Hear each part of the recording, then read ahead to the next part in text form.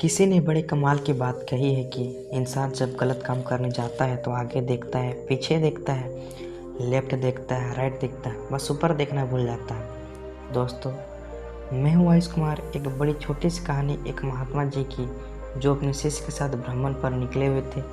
वो एक गांव से दूसरे गांव जाते, एक दूसरे से दूसरे शहर जाते। यही उनका रूटीन था। भ्रमण पर निकले हुए जहाँ वे रुक जाते थे, शाम में वहाँ प्रवचन करते थे। महात्मा जी ज़्यादा बात नहीं करते थे, उन्हें शांत रहना पसंद था। उनका जो शिष्य था उसको दुनियादारी की बातों में बड़ा इंटरेस्ट था। दूसरे की ज़िंदगी में ताका झाकी करने में यकीन रखता था। लोगों से ज़्यादा बात करना उसे पसंद था। महात्मा जी को ऐसा पसंद नहीं था। वे ज़्यादा किसी के जीवन में ताका झाकी नहीं करते थे। अपना काम से काम रखते थे, अपने रास्ते पर चलते थे। एक सुबह निकले हुए थे भ्रमण पर। वहीं उनकी यात्रा चल रही थी। एक नदी किनारे से जा रहे थे तो उन्होंने देखा कि एक मछुआरा जो था वो मछली पकड़ रहा था।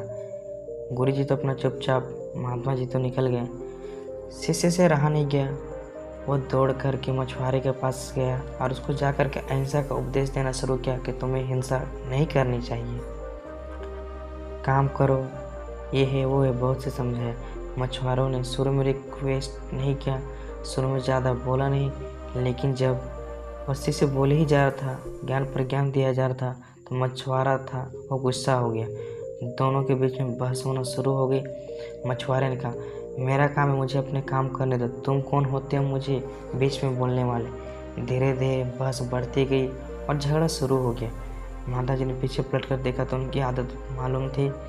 तोड़कर क्या ऐसे इसका हाथ पकड़ा, उसे खींचकर वहाँ से ले गए। उसको समझाने लगी कि तुम क्यों उलझते हो लोगों से। शिष्य ने कहा, देखा नहीं आपने गुरुजी, वो गलत काम कर रहा था। उसको शिक्षा दे रहा था कि हिंसा नहीं करनी चाहिए, अहिंसा का रास्ता अपना। तो गुरुजी ने कहा, अरे तुम उसे क्यों शिक्षा दे रहे हो, तुम उसे क्यों उसके पीछे पड़ गए। तो शिष्य ने कहा, मुझे समझाना पड़ेगा, वरना उसे कोई दंड तो नहीं दे रहा। यहाँ के महाराजा ने भी कोई प्रावधान नहीं रखा, कैसे लोगों को दंड मिले। गुरुजी ने कहा कि यहाँ कोई किसी को दंड नहीं देगा, ना तो वह देगा, किसको देना है तुम्हें दंड देने की ज़रूरत नहीं है, तुम्हें ज़्यादा सोचने की ज़रूरत नहीं है। शिष्य ने कहा, उसे कौन दंड देगा। गुरुजी ने कहा, बस समय आने पर वो अपना फैसला सुना देता है, हमें इस पचड़े में पढ़ने की ज़रूरत नहीं है, हमें झगड़ा करने की ज़रूरत नहीं। शिष्य चुप हो गया। गुरुजी ने समझाई थी बात, ज़्यादा बोला नहीं। इस बात को 2 साल बीत गए।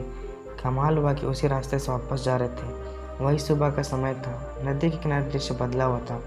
अब वो शिष्य देखता कि वहाँ एक सांप है जो अपनी जान बचाने की तड़प रहा है और चींटियाँ उसे नोच करके खा रही है। शिष्य यह भी देख कर रहा नहीं गया, दौड़ के गया। सांप को बचाने गुरुजी ने फिर से हाथ पकड़ लिया, बोले, नहीं, जो हो रहा होने दो। शिष्य ने कहा, गजब करते हो, अब कोई हिंसा कर रहा है, रोक रहा हूँ तो मना कर रहे हो, किसी की जान बचा रहा हूँ तो मना कर रहे हो। गुरुजी ने कहा, मैंने कहा था ना, वो अपना फैसला सुनाता है, उसे अपना फैसला सुनाने दो। तुम्हें याद है, आज से 2 साल पहले यहीं से हम निकले थे।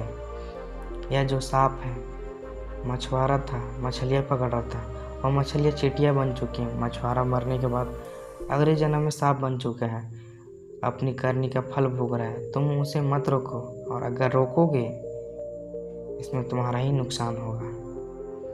मोरल ऑफ द स्टोरी, आपका कर्म जैसा होता है आपको फल भी वैसा ही मिलता है, इसलिए हमेशा अच्छा काम किया करें। तो अगर आप इस वीडियो को और भी लोगों तक पहुंचाना चाहते हैं तो इस वीडियो को लाइक करें, ताकि YouTube इस वीडियो को और लोगों तक पहुंचाए। अगर कहानी अच्छी लगी हो तो चैनल को सब्सक्राइब ज़रूर करें। मिलता हूँ अगली बार इसी तरह की कहानियों को लेकर। कोशिश करें, मेहनत करें और अपने सपने पूरा करें।